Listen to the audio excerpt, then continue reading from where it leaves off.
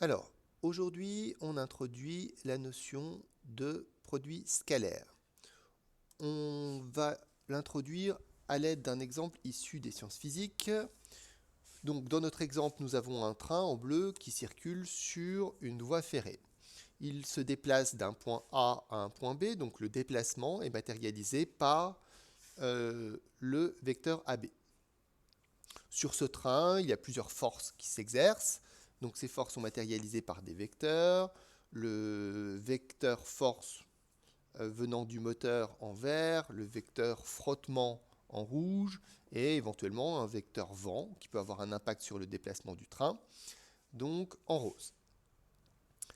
Alors, on s'intéresse donc à l'énergie fournie par ces différentes forces, la contribution énergétique de chaque force au mouvement. Cette contribution énergétique de chaque force, c'est une quantité physique qui s'appelle le travail.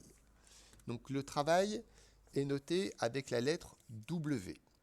On va expliquer comment il se calcule physiquement.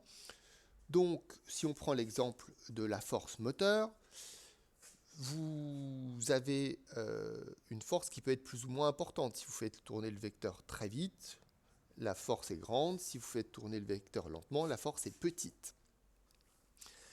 Et donc, selon que vous faites tourner le moteur plus ou moins vite, la contribution énergétique sera plus ou moins importante. Autrement dit, ce W, ce travail, dépend de la valeur de la force. Plus la force, pour une force donnée, plus elle est grande, plus le travail sera grand, plus la force est petite, plus le travail sera petit. Deuxième chose, la quantité d'énergie fournie dépend du déplacement. Si vous faites un déplacement très long, la quantité totale d'énergie fournie par la force sera grande. Si vous faites un déplacement court, la quantité totale d'énergie fournie par une force donnée sera petite.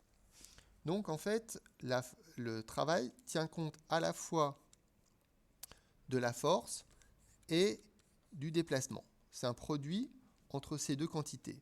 On va voir que ce produit est noté par un point. Deuxième remarque, si on considère les frottements, contrairement au moteur, qui va avoir tendance à accélérer le mouvement, les frottements vont avoir tendance à ralentir le mouvement, c'est-à-dire que la contribution énergétique de la force frottement va être en fait une contribution négative. On commence à se rendre compte qu'il ne faut pas seulement tenir compte de la longueur du vecteur force, il faut aussi tenir compte de sa direction. Donc, ce n'est pas seulement des longueurs qu'on va écrire ici, ce sont bien des vecteurs. Et donc, on va faire un produit de vecteurs. On va essayer de voir comment définir correctement ce produit de vecteurs de telle sorte que, entre autres, ils tiennent compte de la direction du vecteur et qu'on puisse parfois trouver un résultat négatif, par exemple quand on considère le travail du vecteur frottement.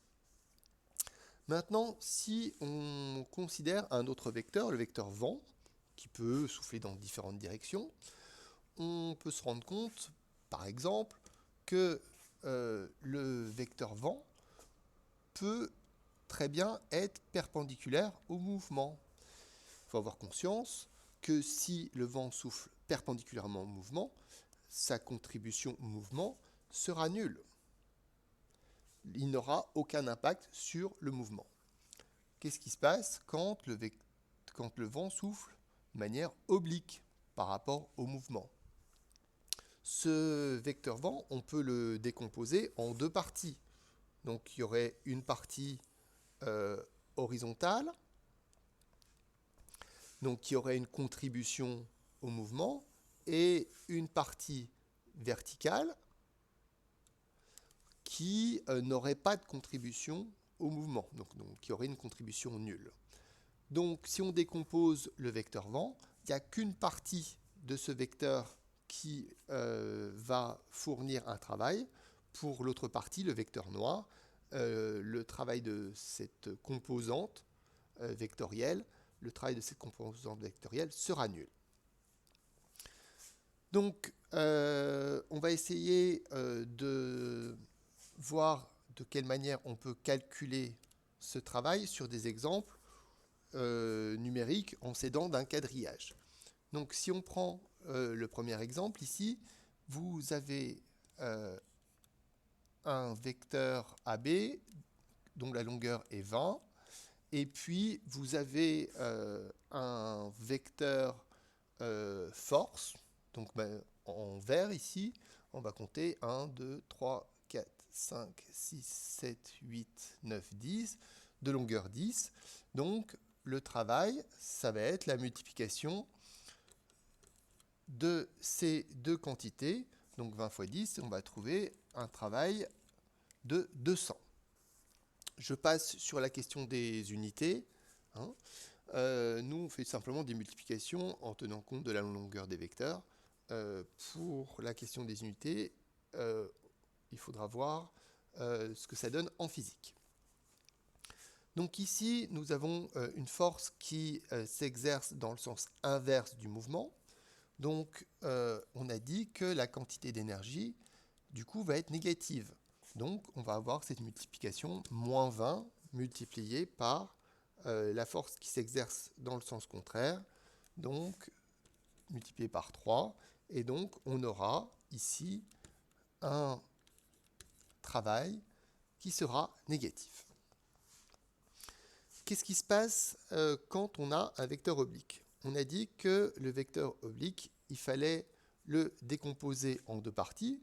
Donc, une partie qui va avoir une contribution énergétique sur le mouvement et une partie neutre, en quelque sorte, qui n'aura pas de contribution énergétique. Donc, ici, si on calcule le travail dans ce cas-là, donc on va prendre la longueur du vecteur déplacement, le vecteur AB, et on va multiplier par la composante verte du vecteur force. Donc la composante verte, 3, 6, 8, donc c'est un vecteur de longueur 8. Ici, donc on peut calculer le travail.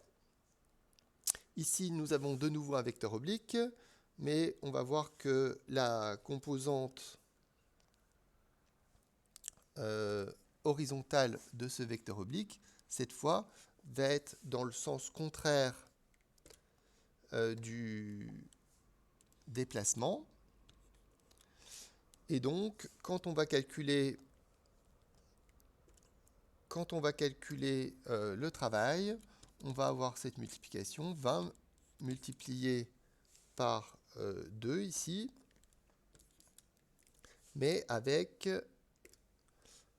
un moins devant, puisque le vecteur force est de sens contraire au vecteur déplacement. Et puis, dans le dernier cas, tout simplement, nous avons un vecteur vertical donc, qui est perpendiculaire au vecteur déplacement, et donc dans ce cas-là, le travail sera nul.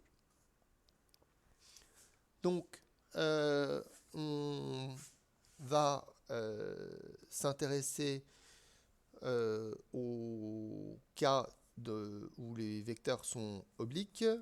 Donc, juste pour préciser un petit peu le lien avec le cours qu'on va faire après.